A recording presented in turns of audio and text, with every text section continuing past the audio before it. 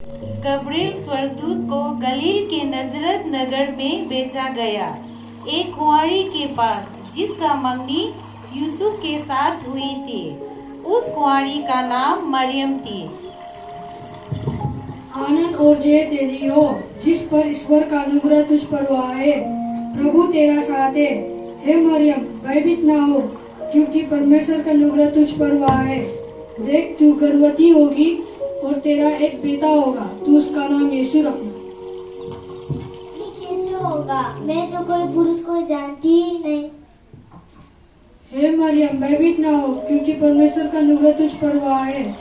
वो महान होगा और याकूब के घर आने पर सदा राज करेगा और उसका राज का अंत ना होगा।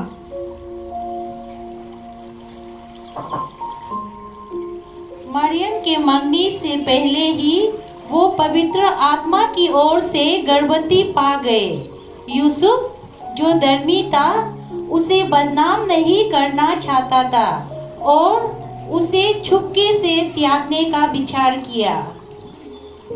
ये कैसे होगा? मैं तो कोई पुरुष को जानती ही नहीं।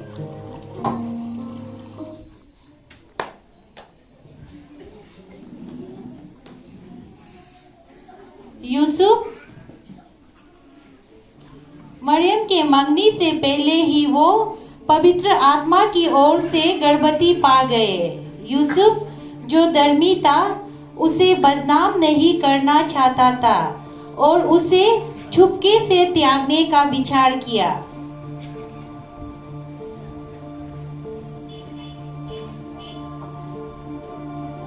हे यूसुफ, तू अपनी पत्नी मरियम को यहाँ ले आने से मत डर, क्योंकि जो उसके गर्भ में है वो पवित्र आत्मा की ओर से है।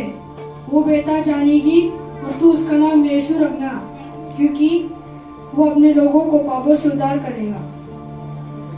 तब यूसुफ नींद से जागकर प्रभु की दूत की आज्ञा को सुनकर अपने पत्नी को ले आया। कैसा सपना?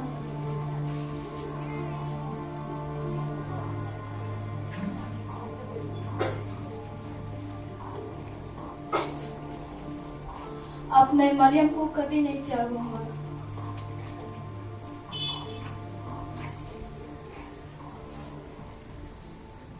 उन दिनों में ऑगस्टीन कैसर की ओर से आज्ञा निकली कि सारे जगत के लोग अपने अपने नगर में नाम लिखवाए।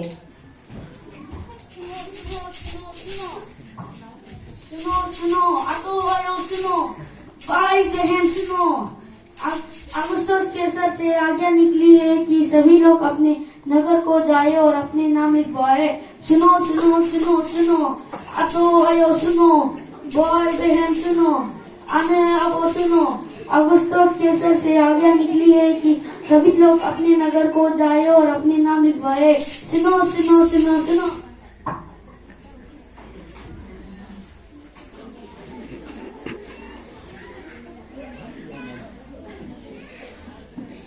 अब यूसुफ भी मरियम के साथ गलील के नजरत नगर से बेतलेहम को गया, अपने मंगेतर मरियम के साथ, कि वो भी अपना नाम लिखवाए।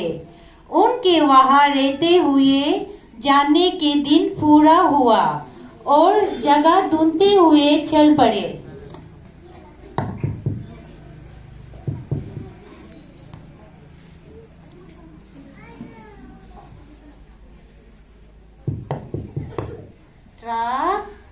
यहाँ कोई कमरा है? यहाँ कोई कमरा नहीं है।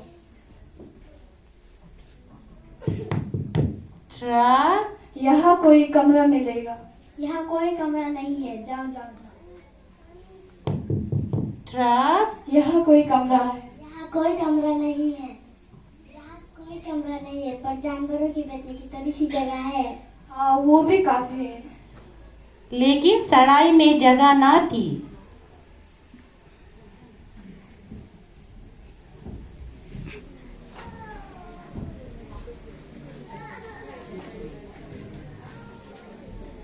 हेरोदेस राजा के दिनों में जब यहूदियों के बेतलेहम में यीशु का जन्म हुआ, हेरोदेस राजा पधारे।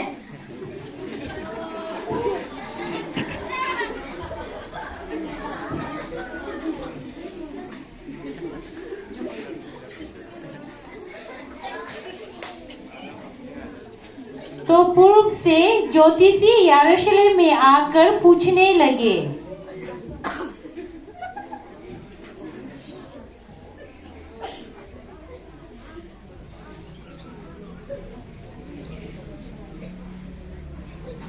यहूदियों का राजा का जन्म कहाँ हुआ है? हमने पूर्व में उसका तारा देखा है और उसे हम प्रणाम करने आए हैं। राजा, मेरे होते हुए कैसा राजा? हा हा हा। शास्त्री को बुलाओ।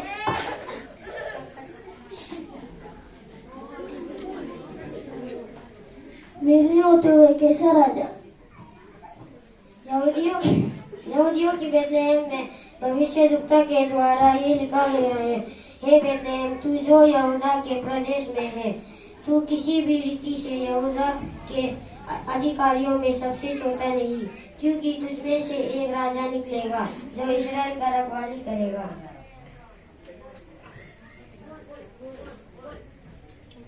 जाओ, उस बालक को ढूंढो और मुझे ठीक ठीक बताओ, जरा मैं भी तो उसके दर्शन करूं। ये सुनकर हेरोदेस और सारा यरूशलेम घबरा गए और पूर्व में जो तारा ज्योतिषी देखा था उसे देखते आगे चला।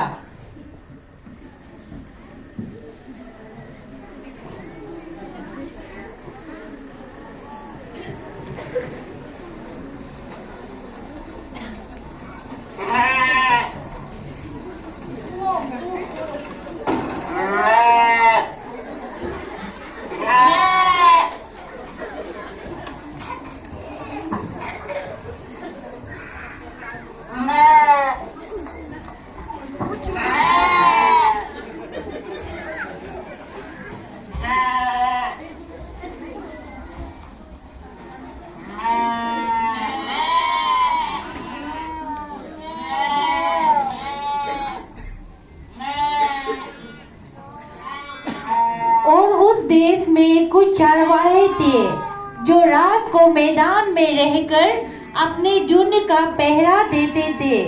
तभी प्रभु का दूत आकर उनके पास खड़ा हुआ। मत डरो, क्योंकि देखो मैं तुम्हें बड़े आनंद का समाचार सुनाता हूँ। आज दाऊद के नगर में तुम्हारे लिए एक उद्धारकर्ता जन्मा है और यही प्रभु मसीह है। और इसका पहचान ये है कि तुम एक बालक को कपड़े में लिपटा हुआ और चरनी में पाओगे।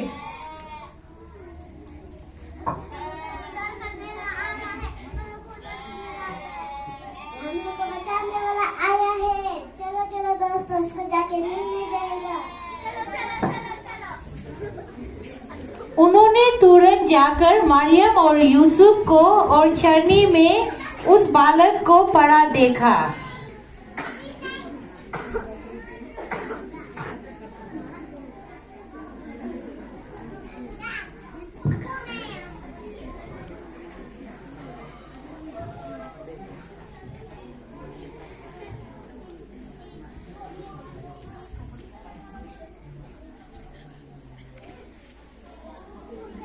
वो 3 ज्योतिषी भी उस घर में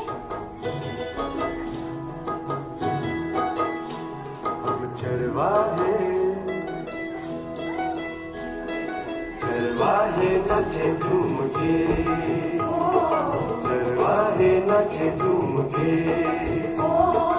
आज सभी गा रहे, सुर मिला रहे, आज सभी गा रहे, सुर मिला रहे।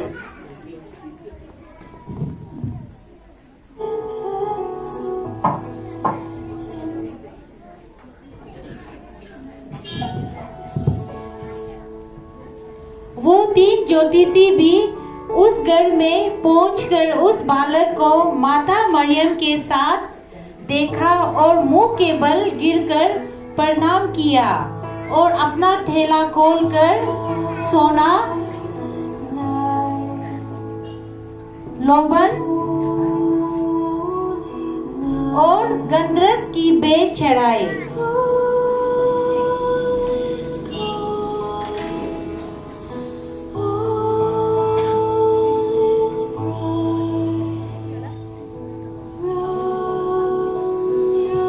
दोस्तों, इसी तरह हमारा प्रभु यीशु मसीह का जन्म गौशाले में हुआ, आपके लिए, मेरे लिए, क्योंकि परमेश्वर ने जगत से इतना प्रेम किया है कि वो अपना एक लौता बेटा को आपके लिए, मेरे लिए भेजा, ताकि जो कोई भी उस पर विश्वास करे वो नाश नहीं होगा परंतु आनंद काल का जीवन पाएगा।